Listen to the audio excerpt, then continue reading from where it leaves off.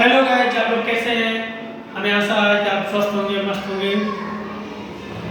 हम लोग आज नागरिक शास्त्र का एक महत्वपूर्ण चैप्टर पढ़ेंगे, संसद, जो आपके 9th में भी है, हाई स्कूल में भी है और अन्य परीक्षा के लिए भी महत्वपूर्ण है। तो आज हमारा होगा संसद। संसद क्या है? तो हम सबसे पहले जानते हैं संसद अनुच्छेद 79 के अंतर्गत वर्णित है। संसद अनुच्छेद 79 में वर्णित है, जो लोकसभा और राज्यसभा से मिलकर संसद का निर्माण होता है। यानी एक ऐसे मोटे तौर पर कहें, एक पूरा भवन है और भवन में 2 कमरे हैं, एक लोकसभा का कमरा है और एक राज्यसभा का कमरा है। तो हम इसको क्या है, यानी किससे किससे बनकर मिलता है? लोकसभा और राज्यसभा, ये दोनों से मिलकर संसद का निर्माण होता है, जिसमें लोकसभा का अनुच्छेद 81 में उल्लेख है और राज्यसभा 80 में उल्लेख है। यह अनुच्छेद आप शुरू करने दिएगा, ये 81 क्या है? अनुच्छेद हम लिख दे रहे हैं तो कंफ्यूजन। अनुच्छेद 81 और अनुच्छेद 80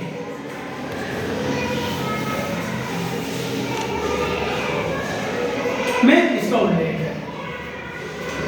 अब बात आती है कि लोकसभा क्या है, क्योंकि इन दोनों से संसद का निर्माण हो गया। साथ में हम आपको बता दें कि जब संसद का सदन पूछा जाएगा कि सदन कितने हैं, तो आप बता दीजिएगा 2 सदन हैं। कौन कौन सदन है? लोकसभा सदन और राज्यसभा सदन। यानी संसद के सदन, संसद के 2 सदन कौन कौन से हैं? लोकसभा और राज्यसभा, जो 13 मई 1952 में 13 मई 1952 में लोकसभा की पहली बैठक हुई थी। इसको अगर लिखना चाहें तो लिख लें 13 मई 1952 में पहली बैठक हुई थी लोकसभा की, पहली बैठक। और इसका गठन हुआ था मई 2052, मई क्या कहते हैं, अप्रैल 1952 में लोकसभा का गठन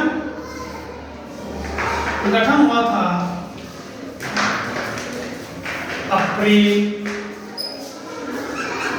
1952 में। वहीं अगर राज्यसभा के हम गठन की बात करें तो इसका गठन हुआ था 1954। इसका गठन कब हुआ था? 1954 में। इसका हुआ था अप्रैल 1952 में और पहली बैठक होती 13 मई 1952 में। अब हम जानते हैं लोकसभा है क्या। तो लोकसभा अब इसके साथ साथ ये अगर लिख लिया हो तो इसको हम रख कर दूं,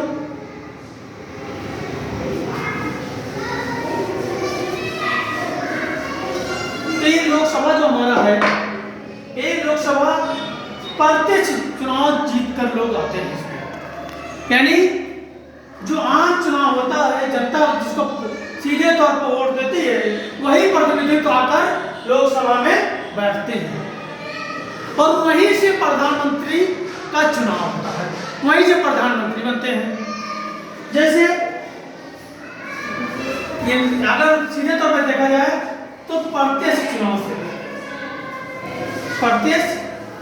चुनाव से लोकसभा का निर्माण होता है। यानी प्रत्यक्ष जब चुनाव होता है तो वहाँ जो प्रतिनिधि होते हैं, जैसे सांसद लोग देखते होंगे कि हर 5 साल में चुनाव होता है। अभी 2024 में होने वाला है संसद का चुनाव, तो उसमें जो यहाँ पे मतदाता सीधे तौर पर वोट देते हैं, वही लोग जाकर लोकसभा में बहुमत हासिल करते हैं और बहुमत के आधार पर राष्ट्र का प्रधानमंत्री का चुनाव होता है।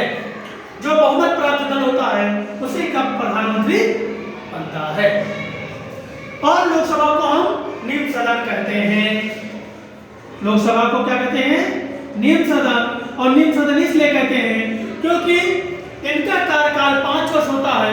लोकसभा का कार्यकाल 5 वर्ष होता है और 5 वर्ष के बाद ये विखंडित खत्म हो जाता है और फिर 5 साल के अंदर एक पुनः चुनाव कराता चुनाव आयोग। तो चुनाव में फिर से नए सदस्य चुन के आते हैं। नए सदस्य मतलब फिर से सदस्यों का चुनाव होता है और फिर लोकसभा में आके वो 5 साल के लिए बैठते हैं। इसलिए इसको हम निम्न सदन कहते हैं क्योंकि ये कुछ समय के लिए खाली हो जाता है। वही राज्यसभा की बात करें तो राज्यसभा जो होता है ये इसका चुनाव अप्रत्यक्ष तौर पर होता है। अप्रत्यक्ष तौर अप्रत्यक्ष तरीके से।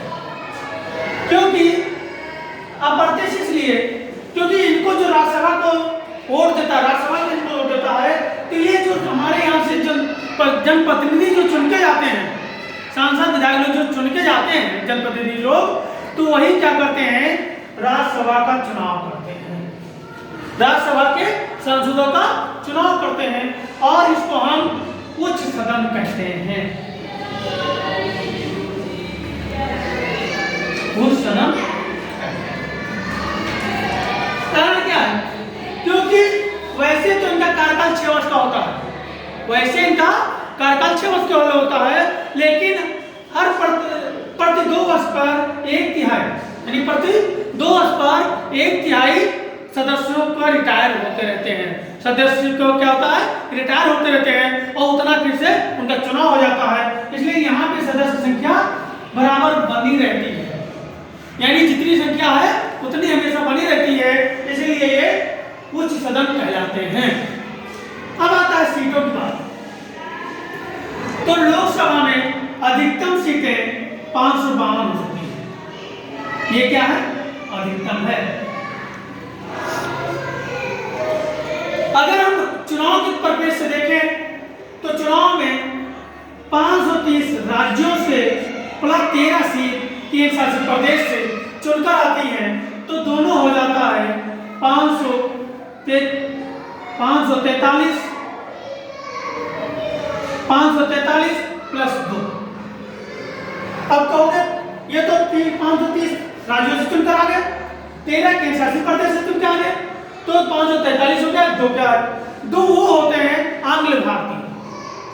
आंग्ल भारतीय क्या है कि हम सभी जानते हैं कि हमारे यहाँ पहले मुगलों ने आक्रमण किया और ब्रिटिश सरकार ने क्या कहते हैं आक्रमण किया। तो जब वहाँ से लोग आक्रमण किए और हमारे यहाँ पुरुषों के हमारे यहाँ महिलाओं के साथ क्या कहते हैं शादी कर लिया, तो यानी कि वहाँ से आकर हमारे यहाँ की महिलाओं से शादी कर लिया और जो उनके बच्चे हुए तो क्या कहलाए? आंग्ल भारतीय। तो उनकी प्रतिनिधित्व करने के लिए, उनकी बात सुनने के लिए राष्ट्रपति महोदय ने क्या किया कि 2 लोगों को मनोनीत कर दिया। क्या किया? 2 लोगों को मनोनीत कर दिया और 2 लोगों को मनोनीत कर दिया तो वही संख्या हो गई 545। वही इधर भी, इधर अधिकतम संख्या हमारे यहाँ 250 और 250 में 238 लोगों का चुनाव होता है। कितने चुनाव होता है? 238 सांसदों का चुनाव होता है। और यहाँ पर भी सरकार यानी राष्ट्रपति महोदय जो अपने यहाँ भारत में विभिन्न क्षेत्र में अच्छे काम करते हैं, जैसे खेल जगत में, विज्ञान जगत में, शिक्षा की जगत में, ऐसे अलग अलग जो अच्छे से काम करते हैं, तो ऐसे लोगों में 12 लोगों को मनोनीत करती है सरकार। क्या करती है? 12 लोगों को सरकार मनोनीत करती है। तो राज्यसभा क्या है? यह अप्रत्यक्ष तरीके से इनका चुनाव होता है, इनको उच्च सदन कहते हैं। इसमें अधिकतम 250 और चुनाव 238 का होता है, 12 लोगों का मनोनीत होता है। तो ये हमारा क्या था? ये संसद था।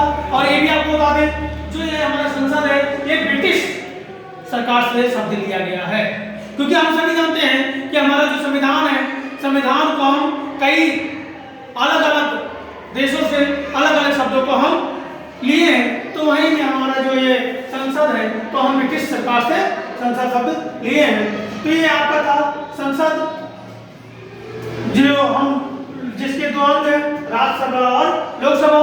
साथ में एक चीज और बता दें, अगर संसद के सदन पूछता है तब तो दो सदन हैं, लेकिन अगर यहीं पर संसद के अंग पूछ ले, क्या पूछ ले?